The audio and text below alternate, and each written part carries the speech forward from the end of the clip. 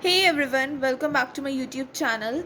In this video, we will learn Class 9 Maths Chapter 4, Exercise 4.3, Question number 6 that says if the work done by a body on application of a constraint force is directly proportional to the distance traveled by the body, express this in the form of an equation in two variables and draw the graph of the same by taking the constraint force as 5 units. Also, read from the graph the work done when the distance traveled by the body is 2 units and 0 unit. This is very typical question and we will understand this very easily. So let's read this question that how we have to solve it out. देखो ये question कहता है कि like work done मतलब work done एक combined word कह दो जो बॉडी ने काम करा है ना किसी कांस्टेंट फोर्स पे वो किसके इक्वल है मतलब वो बिल्कुल प्रोपोर्शनल है डिस्टेंस के। आप जानते हो आपने फिजिक्स करी है 9th में, उसका एक फॉर्मूला होता है वर्क डन का जो होता है W is equals to F multiply distance. Work done is equals to force multiply distance, ये इसका फॉर्मूला होता है। तो इस फॉर्मूले में क्या होता है लाइक ये इसका फॉर्मूला है तो हमें इसके इक्वल इसको पुट करना है। लेकिन हमें वर्क डन बता दिया।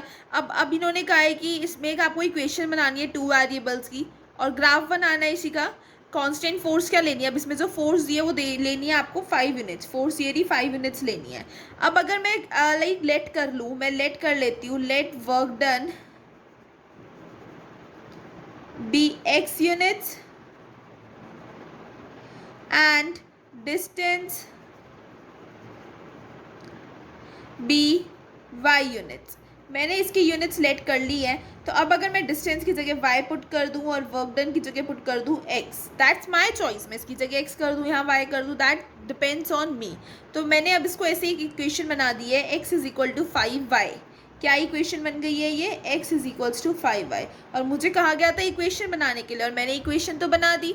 अब आपको पता है अब इसको कहा है कि इसको ग्राफ पे प्लॉट करना है और ग्राफ पे प्लॉट करने के लिए मुझे इसकी क्या चाहिए, 3 सॉल्यूशंस चाहिए। दैट मीन्स कि अगर मैं लाइक x की वैल्यू अपने मन से लेट करूँ तो y की निकल जाएगी या y की लेट करूँ तो x की आराम से निकल जाएगी।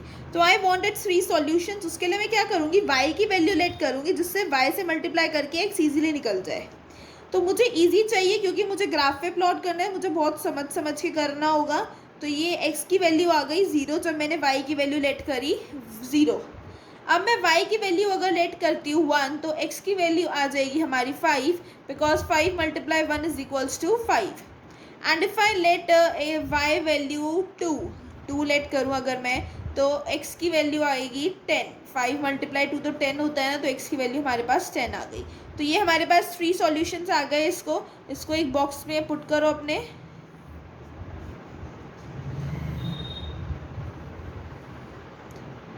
This is x, this is y। 3 solutions मिले हैं। तो जब मैंने y की वैल्यू y के अंदर ही पुट करना, कहीं x में पुट कर दो।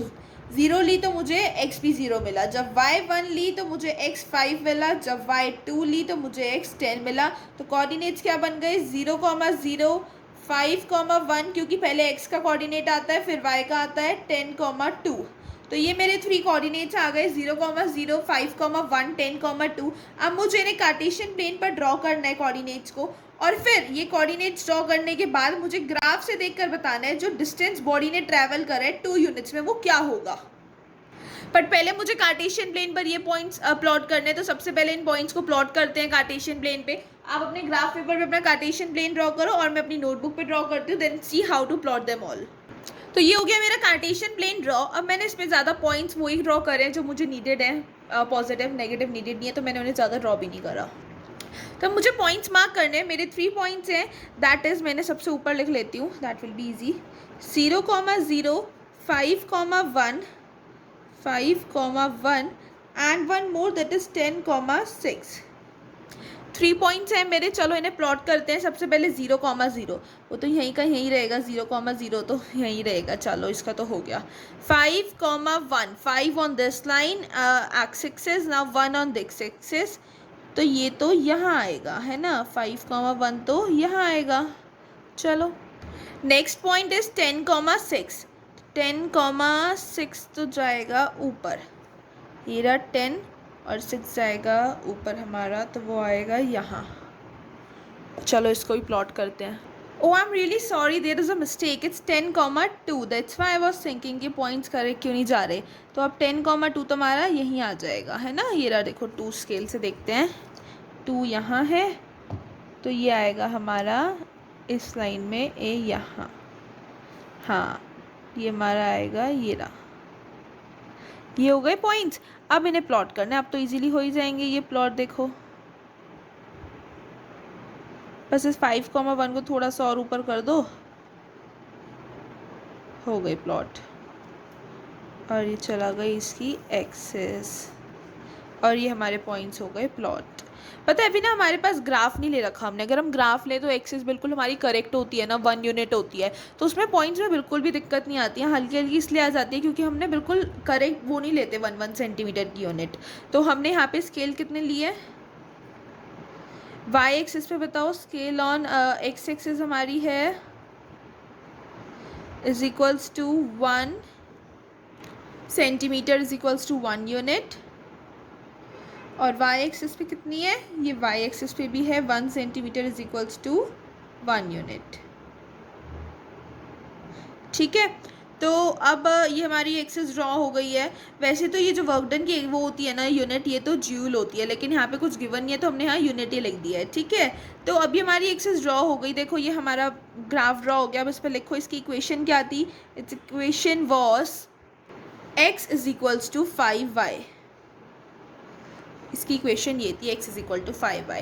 और ये हमारा हो. अब वो एक और चीज़ पूछ रहा है आपसे. वो ये पूछ रहा है कि जब आपने like work done force into D, अगर आपने डिस्टेंस 2 यूनिट्स लिया, फर्स्ट पार्ट में डिस्टेंस अगर आपने 2 यूनिट्स लिया तो आपकी वर्क डन कितनी होगी. वर्क डन 5 है तो वर्क डन कितनी हो जाएगी 10.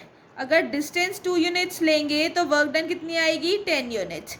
अब उसने पूछा अगर डिस्टेंस आप 0 यूनिट्स लोगे बी पार्ट में तो वर्क डन कितनी आएगी, वो आएगी 0. 5 मल्टीप्लाई 0 0. तो डिस्टेंस अगर 0 यूनिट्स होगी तो वर्क डन भी 0 होगी, और डिस्टेंस अगर 2 यूनिट्स होगी तो वर्क डन भी 2 होगी. तो देखो अब हम इसको इजीली प्लॉट कर सकते हैं. अब ऐसे अगर आप 2 यूनिट्स को ऐसे ले जाओ 10 तक, अगर आप प्लॉट करना चाहो तो आप इसको एक्सटेंड कर दो वाई एक्सिस को, और इसको 10 तक ऐसे लेके परपेंडिकुलर ड्रॉ कर दो. That's too easy if you want to do this. But we have done this question. I hope आपको अच्छे से क्लियर हो. बहुत इंपॉर्टेंट क्वेश्चन है चैप्टर का. इसको अच्छे से समझना, और वीडियो पसंद आए तो लाइक शेयर और सब्सक्राइब करना मत भूलना. Thank you. See you soon in the next video.